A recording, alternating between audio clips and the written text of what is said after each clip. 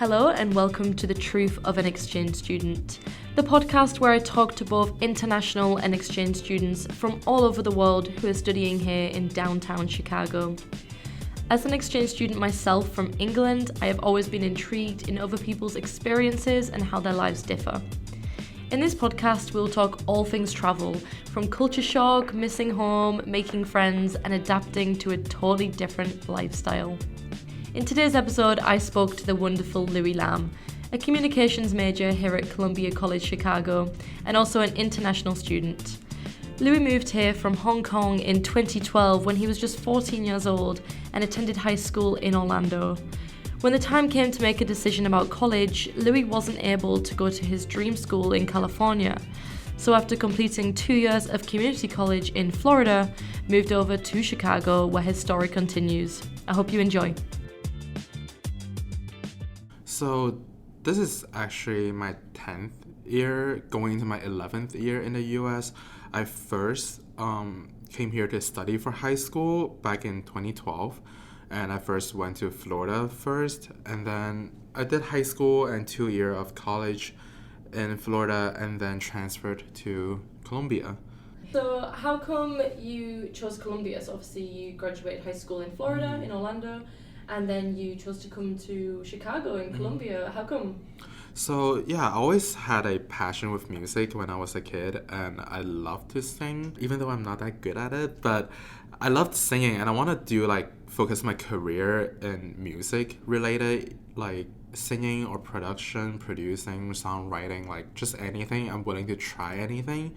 And for high school, I also have focusing on music a lot. I was in choir for all 4 years. And my choir teacher is actually pretty much my advisor when it comes down to college on what to choose. So when I told her what I wanted to do, she and I did some college searching back in 2015, 2016, before I graduated. And I actually applied to Columbia back then and got accepted. But I also applied to another university in California that also has a similar program, but it is also a bigger university. And I also want to go to California instead, so I didn't choose to go to Columbia. But at the end, I also did not end up going there because it was way too expensive for my family to afford. And I think it was July of 2016. It is getting very close to when school starts. And my family was not able to afford for me to go study in California because everything is expensive in California. And so it was a really sudden change, and I ended up going back to Florida for community college for 2 years because it is much cheaper and I get the core classes out of the way. And after that, I'm just exploring my choices. I still wanted to do music. I still studied music in community college, but when I was exploring my choices again, I was you know what? I missed the first chance going to Columbia, so why not try a second time? So I did, and I got accepted. So I was originally going into the music department at Columbia, but I found out that I'm not as good at music as I thought I would be, and I also do want to do music as a hobby. I don't want to make it into a career or something that I would not have fun with it.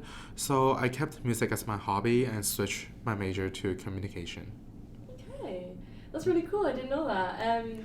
So you went from one extreme to the other. You've gone from obviously, what do they call Florida? The Sunshine State? Yeah, the Sunshine State. And then you've got California where you wanted to go, also very hot. And then now you're in Chicago, in the cold. Yes.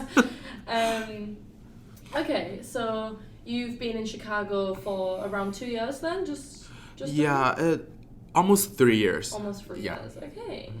Have you adapted to the cold yet?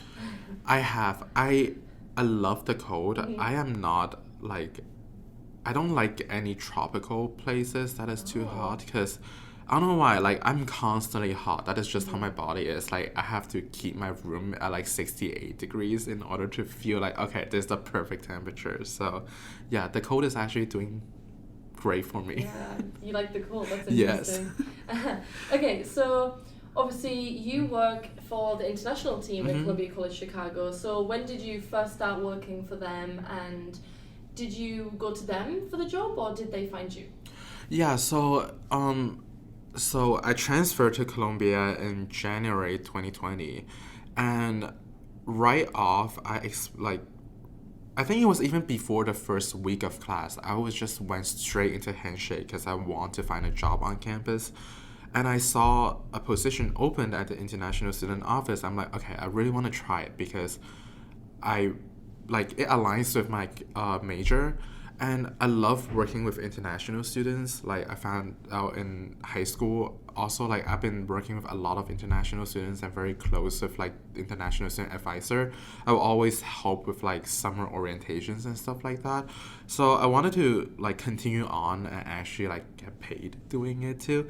So I tried it, applied for it, and actually did get an interview for it, but unfortunately, I did not pass the interview and was not hired then. So I did not get a chance to join the team back in 2020.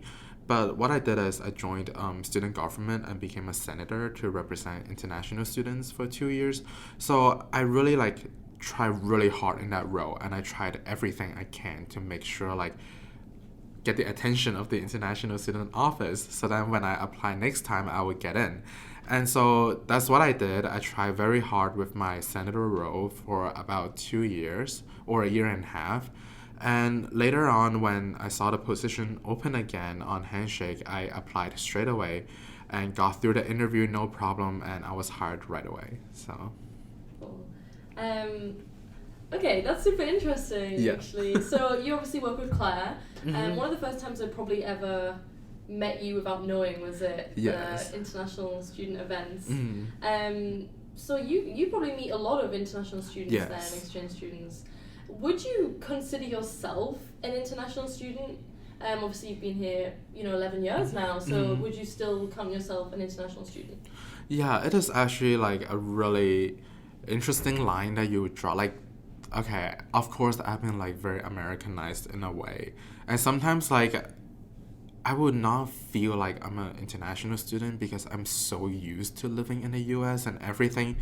Like, it just becomes normal for me. Like, I felt being a visitor when I go back to Hong Kong. Like, I don't feel like Hong Kong is my home anymore. So like it is so weird, but like when you see your passport, when you see a visa, when you see your I-20, that is the moment that you'll be like, oh, I'm actually an international student. Like there's actually, I need a status to stay here. Those are the moments that will hit me like back to the reality that, okay, I'm actually an international student. So, but normally I would not feel like I'm one. I just feel pretty normal to live in the US. So, Yeah. Yeah. I mean, I've only been here 3 or 4 months now, and I Mhm. agree. You just get used to it. It just Yeah. becomes your life. So, I imagine after 11 years, yeah, yeah. it's just what you're used to. Okay, so moving on to my next question. Did you expect to stay in America this long? And when you first moved here, did you know it was a permanent move? Not at all.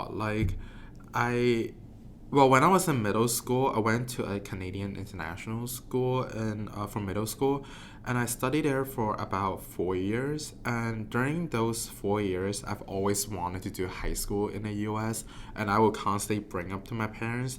And that is where, I didn't think anything past high school. Like, I did not think about college or university or, where I'm gonna go. I was just focusing on high school, that I know I want to do high school in the US. I don't know why I want to go to high school in the US so much, but I just want to, go to a place that is different, very different from China or Hong Kong. So I guess I just decided I want to go to US. And even, after, during my senior in high school, when I'm applying to colleges, I did not, think about what will happen after college. I'm just thinking about, okay, I'm gonna do college in the US as well. And really, during this time, time is going way faster than you thought it would be. If you do the math, it's 8 years in total. But I also took up extra time because I transferred and changed majors. So it's actually 9 years, in 9 or 10 years in total for me. So I did not expect that it would be this long, but thinking like 10 years to spend in the US, that is like pretty permanent. Like you basically have everything, like your life is built upon the US, and that is really unexpected. And honestly, I don't know what is gonna come next, but it is just very unexpected. So if you are enjoying listening to this podcast, you can also check out Abroad and About, hosted by Karis Kim, a US citizen who studied abroad in Bordeaux, France for a semester. This podcast will give you lots of helpful tips and tricks you will want to know if you are thinking about studying abroad. Kind of goes along with the previous question. Do you think you will ever move back to Hong Kong? Obviously now, as you are graduating next week, what's the plan, and do you think you will ever move back? Oh, absolutely not. I'm so used to being in the US, and like before in high school, I would have to travel home like every holiday. So I would go home twice a year, like during Christmas break and summer break. But right now, I'm in college now. I just like don't travel back as often because every time I go back to Hong Kong, I'm so unused to like life there. Basically, like their pacing, how people do stuff, how people talk, how people interact, and it's just the culture is also different. Even though like I grew up with it, but it just becomes so unfamiliar in a way that I would not want to go back to Hong Kong because I would feel like I'm a foreigner in Hong Kong, and I also don't enjoy like the weather or just like living there. So yeah, I don't think I will ever go back to Hong Kong. Maybe for visiting family, but definitely not for career or yeah. Okay, so since you moved to the US when you were 14 years old, how many times have you actually gone back to Hong Kong? Ooh, like probably about I can't even count because it's just a lot of times. Probably like less than 20, but definitely more than 10 to 15. Okay, so somewhere in between. Yeah. Okay, that's actually quite a lot. That's more than I expected. Is it expensive to go back? It is because the flight ticket is like obviously very expensive, but like I also don't know how much it really costs because my mom like flies a lot and she used this mileage to kind of like redeem some of it. So I guess it's kind of okay too. So yeah. It's always nice when you have mile points. Yeah, this is what international students need. So moving on to my next question. Do you feel safer in the US than you did in Hong Kong? I mean, obviously you were young when you lived in Hong Kong. Right. But is there a difference in safeness in the two countries? Wow, this is like actually a very tricky question because honestly, like back in 2019, a really big democracy movement happened in Hong Kong, and a lot of stuff changed since then. And I went back to Hong Kong for the summer holiday back in 2021.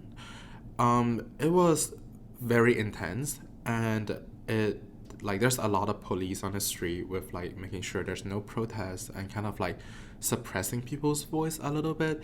And when I was back in Hong Kong, there was once I was walking on the street with a friend from mainland China. We were just talking in Mandarin because we speak Cantonese in Hong Kong, but we were talking in Mandarin, just having like a really casual like conversation. And we also just went to IKEA, so we have like all these IKEA's bag and stuff. And then all of a sudden, like out of nowhere, 5 police walked straight up to us, like kind of surrounding us in a circle. And they were just demanding to see our ID and do background check, like right on the street. That had never ever happened to me before, and I don't know the reason why, but thank God it wasn't anything bad. But they just need to check like everything about me. They need to check my phone. They need to check like my messages with people. So in terms of like if I feel safe, it is such a difficult choice. Honestly, freedom comes with a price, right? In the US, you are more free, but at the same time, you're opening yourself out to like more danger because people are more expressive here. And I've also encountered quite a lot of racism like when COVID happened. So when you said in terms of like if I feel safe, it really depends on like you know, which side you're willing to risk yourself in. Like, do you rather have like police constantly like coming up to check on you and stuff, even though like you never did anything, or would you rather like have the freedom but maybe getting harassed by other people on the street? So it is like hard to choose, but yeah. That's actually really interesting to just think about, and something myself would never have to really deal with, and that must sound, that sounds so intense. And obviously, you know, how old were you at the time? Was it in 2019, did you say? Yeah, so I'm about 22, 23-ish. But yeah. So you're pretty young, and yeah, that's, I mean, I know I'd be scared if that happens in my home country. So yeah, that's intense. So kind of leading off that question, do you believe you're able to be yourself here? Sometimes I don't believe, because sometimes I don't have confidence in myself, but I'm also put in a situation where I am forced to like have to believe in myself that I can do this, that I can get through whatever I'm going through. So yeah, it's just I'm just being forced to, but thankfully I have like a lot of good friends to help me, like at least I'm not feeling alone. So that is what I'm grateful for. Also, I'm kind of interested in the difference. I know obviously different laws, state laws. Right. So the difference between Florida and Chicago, and Illinois, should I say? How do you feel being in, for instance, Illinois, which I personally, from what I know, is a more progressive state than Florida? Right. And can you see clear differences from when you moved from Florida to here? Definitely. I will also say like it is also different from Chicago and Illinois, like because Chicago is probably the only area that is blue, that is like democratic. The rest is like purely red, which is very similar to Florida as well. Like in Florida, of course, like after the few elections, it's a swing state, so it's like half and half. So there are places that are super conservative, and there are places that are super liberal. So I would say like when I was in Florida, I went to a college that is in a very conservative place where like, and it's during like 2016 too. So you see like huge Trump sign like everywhere, and people are generally like not that welcoming to international like students or like people that are not from the US, or even like if you're not white, they would just be more like racially judging you. And some of them may even come up to you and say stuff or like harass you in a way. So that is some of the things that I also experienced in Florida. But in Chicago, I really like experienced that. Like people are a lot more welcoming, people are a lot like more friendly, opening. So there is definitely like a huge difference in terms of like states and like where people are too. So for sure. Were you in Orlando when the shootings happened in the gay nightclub? Was it in? Yeah, it was in 2017. I want to say. I need to fact check that. Yeah, I think it's between like 2016 to 2017. It was around time. But I remember it was during a summer. I wasn't in Florida during that time. Okay, you weren't there at that time. Yeah, I was back in Hong Kong. But I remember seeing the news. It was a big headline. Yeah, it was a big headline. I heard about it in England, so that's why I just was intrigued to know if you were there. But I think it was in 2016. Yeah, it was a big topic, especially like in Florida. It's also like it's a big impact because like when you look at parts of Florida, there are parts that are like very liberal, people are very expressive. It's like similar to being like people in Chicago, but you also have like right off the extreme, like right off the other side in Florida too. So it's just a very weird state to be in, like a lot of different mix of people with different like opinions and stuff. So yeah, for sure. Okay, so moving on to my final question. So what's next after you graduate? Do you want to stay in Chicago? Do you want to go to California finally? What's the plan?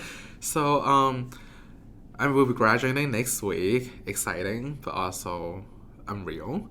And I've been applying to jobs for like OPT internship to really like see what, like just exploring more into the field of communication and what like communication is about and working for it finally. So I'm applying to jobs in Chicago, but there are also some of them that are in New York. And I think I don't need to live in New York, so I will probably be staying in Chicago for like the next year or two, because I will also be doing a grad program at Columbia next fall. So I will probably still stay in Chicago for the next year or the next year or two.